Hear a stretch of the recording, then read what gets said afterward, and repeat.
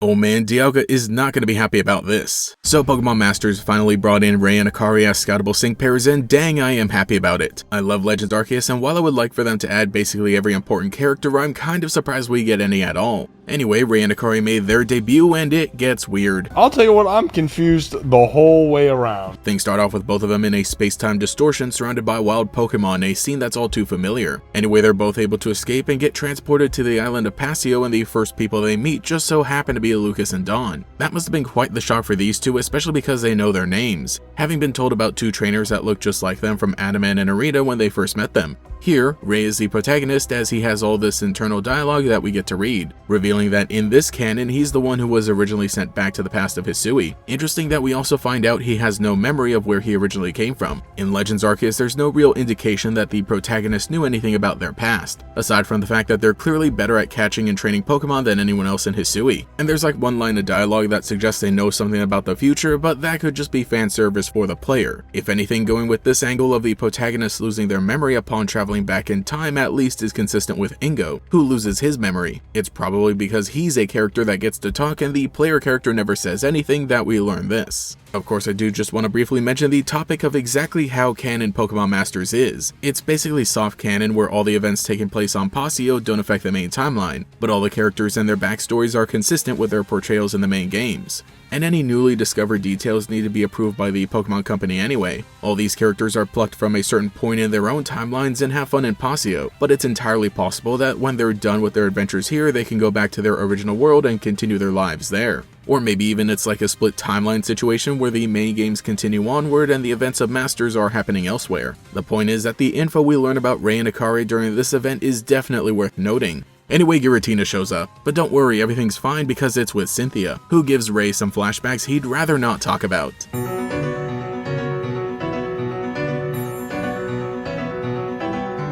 They all catch up and Ray and Akari are filled in about how things work on Paseo. We jump forward a few days and find Ray training with Dawn and Barry. Nice to see them all having a good time. Meanwhile, Akari is training with Lucas and she doesn't really seem to be getting the hang of things. But I like that Lucas is encouraging and even understands her because in this canon, he was the professor's assistant while Dawn is the protagonist. So it's kind of nice seeing that they're able to bond on that level, wanting to be worthy rivals for their friends, even though they've kind of been surpassed. Apparently the Sync Stones don't work well with Hisuian Pokeballs, needing modern Pokeballs instead. But Pikachu doesn't want to leave its Hisuian Pokeball. And upon encountering this predicament, things start to click together. Back during the scene in the space-time distortion, Akari found something shiny that turned out to be a modern Pokeball that she used to catch a Hisuian Samurott. So now she has a new Pokemon in a modern Pokeball ready to train alongside her as a sync pair. That's kind of a nice way of going about things because in the original game, Pikachu was her first partner Pokemon, and she never ended up using any of the Hisuian starters. But they can be found in the wild, especially in space-time distortion, so that wraps things up pretty nicely, allowing both of these characters to serve as new sync pairs to introduce some new Pokemon. Then we see the Hisuian characters fight alongside the Sinnoh protagonist, and it's a nice little end to the story here.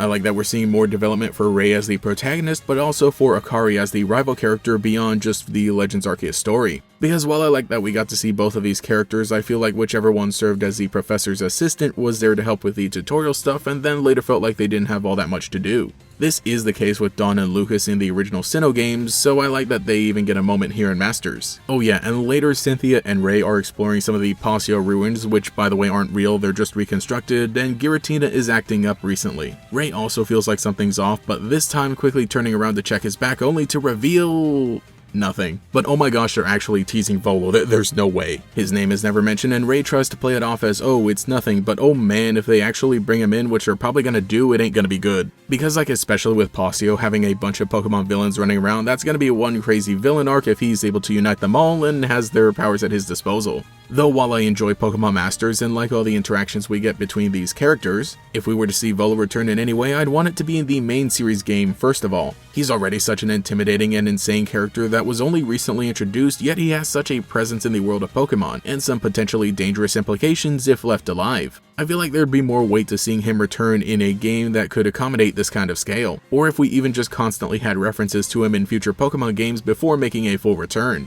After the events of Legends Arceus, I think it would be much more scary and interesting to have Volo serve as this ever-present threat that we only just hear about, or even just straight up see him return again and again, basically what they're doing with Giovanni in every spin-off game, but you know, use it for a character that actually makes sense. But I can't say that I wouldn't go crazy at seeing Volo show up in a future event in Pasio. That's gonna go hard. I do also just want to go back and address the whole thing about the connection between the Sinnoh and Hisui protagonists. While it was outright never stated that the character you play as who was sent back in time was supposed to be the character from the Sinnoh games grown up a little, it made sense and could be inferred from a lot of clues. But I think now that it's kind of confirmed that Ray has no memory of his past life, that could be some explanation of him just coming back to Pasio and being like, yeah, okay, this is fine. But also with the fact that we have Ray as the protagonist and Akari as the assistant, while Dawn is the protagonist and Lucas is the assistant, it kind of works out. Because then Ray would originally be from a timeline where Lucas was the protagonist and Dawn was the assistant. So even if he was originally the protagonist from Sinnoh, he wouldn't be the exact same character as this Lucas here on Pasio. I hope that all made sense and that you've also got Pokemon fan brain rot like me, because this is getting a bit weird. So that was a recent Pokemon Masters update and I really liked it. Getting to see some of these characters actually talk is always pretty cool, and having them in my funny little mobile game is nice. Especially because it only took me one 10 scout to get Akari and Hisui and Samurott. I'm very happy.